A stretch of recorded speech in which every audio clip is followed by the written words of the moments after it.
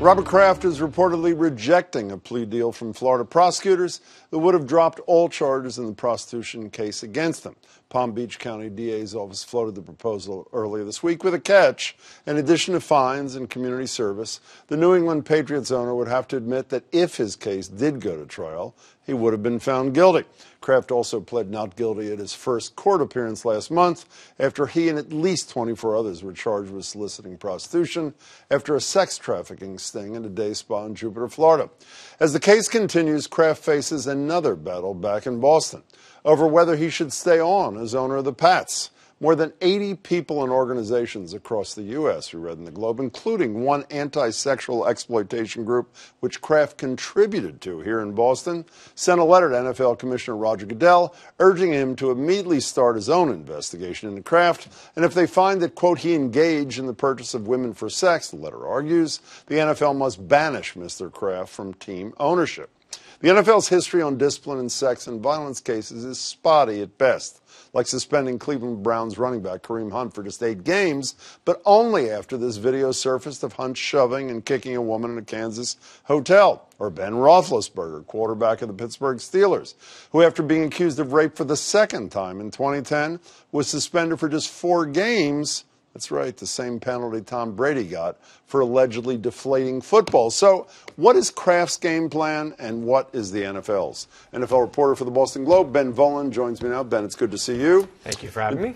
My pleasure. Natashia Tidwell is an attorney with Hogen Lovells, who was a part, I pronounced that right? You did. Thank you. Who was part of the legal team that investigated sexual assault allegations against the former Senate president's husband. Good to see you, too. I was so wrong in this case so far, like I am on virtually everything. My assumption was Kraft was going to hold a press conference. He'd apologize, show contrition, say I'm giving $1 million to anti-trafficking groups. The prosecutors would say this is the kind of thing we're looking for, maybe even the NFL. Why was I so wrong? What is his game plan? Jim, I don't think you're totally wrong. I just think we're not there yet. I think first the legal process will play out.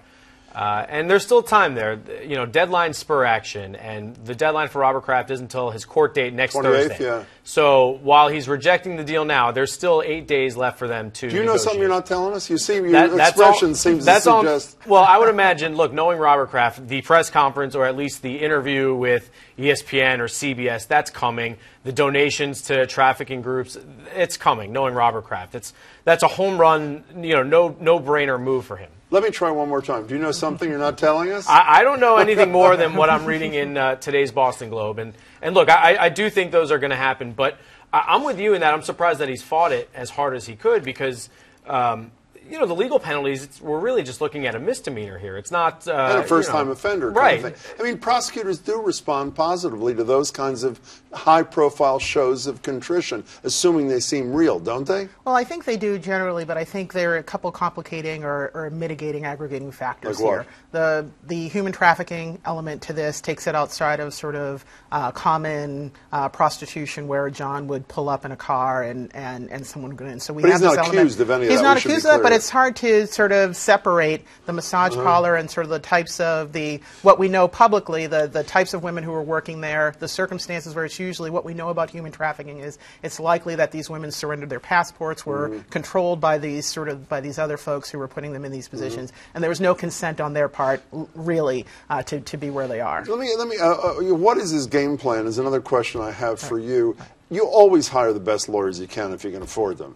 One of his lawyers is the lawyer for one of the slimiest characters in the history of the United States, Jeffrey Epstein, who, while he only went to jail for 13 months, minimum security thing, for soliciting prostitution, I would argue credibly accused of sexually abusing hundreds of underage girls. Do you advise, does a consultant advise a Robert Kraft hire Jeffrey Epstein's lawyer? That's the right image you want to give to the world?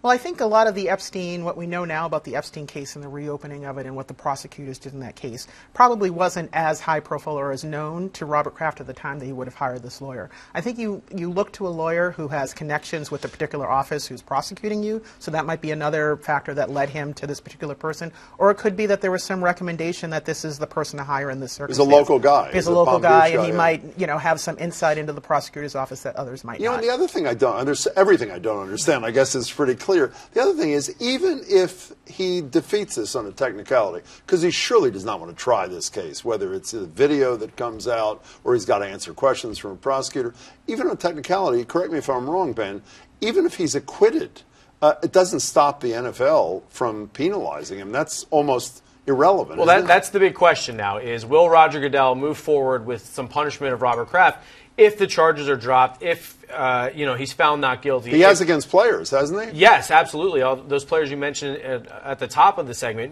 Ben Roethlisberger was suspended 4 games. He was accused, but there were never charges brought against him. Kareem Hunt, same thing, 8-game suspension. Ezekiel Elliott, 6-game suspension. So there's precedent for Roger Goodell to suspend, punish people revolved around the NFL without charges, without a guilty finding. And the league's personal conduct policy specifically states owners are supposed to be held to a higher standard. So I think if Roger Goodell doesn't come down on Robert Kraft, there's going to be a riot from all kinds of different people. As I mentioned, the 80-plus individuals and organizations reported in the Globe, including My Life, My Choice, which is a brilliant piece in the editorial page by 3 teenagers who had been trafficked, and the piece ends with saying that Robert Kraft and the New England Patriots Foundation has contributed to this anti-sexual exploitation thing. Is it even remotely possible that he could be banned, arguably the highest profile owner, arguably the most important owner in negotiations? Is there even one chance in hell they could banish him from owning his team? I guess you don't want to rule anything out, and maybe the snowball is just starting to roll down the hill with all these women's groups and people speaking out against Robert Kraft. I don't think it will get to that level. I don't think this is as bad as Donald Sterling, the LA Clippers owner a few years ago, or Jerry Richardson, the racial Carolina, slurs and other kind of, Jerry Richardson, who had a sexual harassment issue in his workplace. He was forced to sell the team. I think Robert Kraft will ultimately get a 6-figure fine, maybe up to $500,000, a suspension of 6 to 8 games, but I don't think it'll reach the levels where he's being forced to sell the team. One of the things I don't understand, I understand if it's a player, you probably don't know. In the case of even the greatest player of them all, Tom Brady, you don't know what the penalty is going to be. When you're an owner and you're that powerful, did Goodell, I don't mean the two of them, do their lawyers talk to each other? Does Kraft know now, have a sense of what the penalty would be, depending on what the outcome is in Florida? If Deflategate is our guide, I think Roger Goodell probably has to play his cards close to the vest on this one.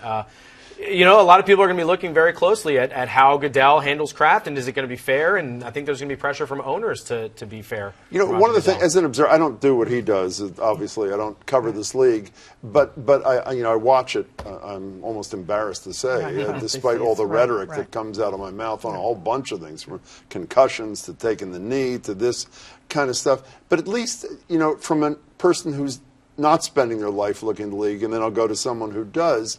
My sense from afar is the league cares about violence against women or abuse of women when there's a tape and you're not that good a player or you're not that powerful. Is that not your impression from afar? I think the league has a huge PR problem when it comes to how they've handled discipline issues regarding violence against women.